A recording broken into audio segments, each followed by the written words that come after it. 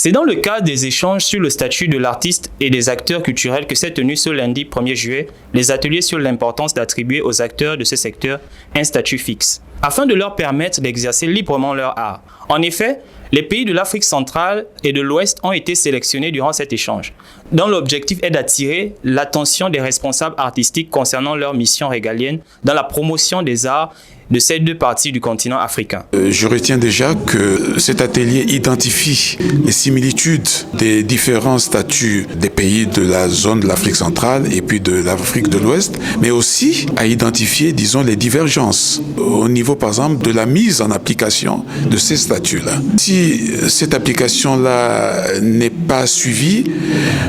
les artistes au Gabon, pour ne prendre que cet exemple-là, vont toujours demeurer dans la précarité.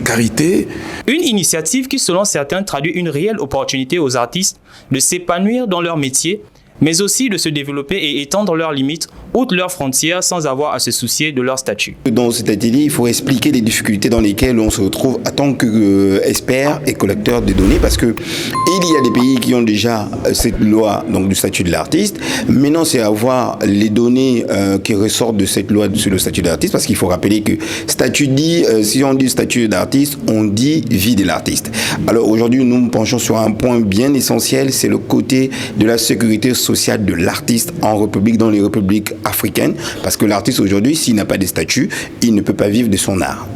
Il y a des juristes qui sont là, il y a des juristes qui ont travaillé sur le document. C'est un document provisoire. Maintenant, nous allons faire des amendements pour donner le document officiel aux États et les recommandations à l'OIF pour s'adapter entre États et l'OIF pour désormais avoir ce cadre juridique où ces lois pourront être appliquées dans les différents pays de l'Afrique de l'Ouest et de l'Afrique centrale. Cet atelier témoigne d'un profond désir de l'Organisation internationale de la francophonie qui a tenu à échanger sur les questions précédentes avec les professionnels du domaine, afin de prendre en considération la question culturelle et celle liée à l'épanouissement des artistes africains de la zone subsaharienne.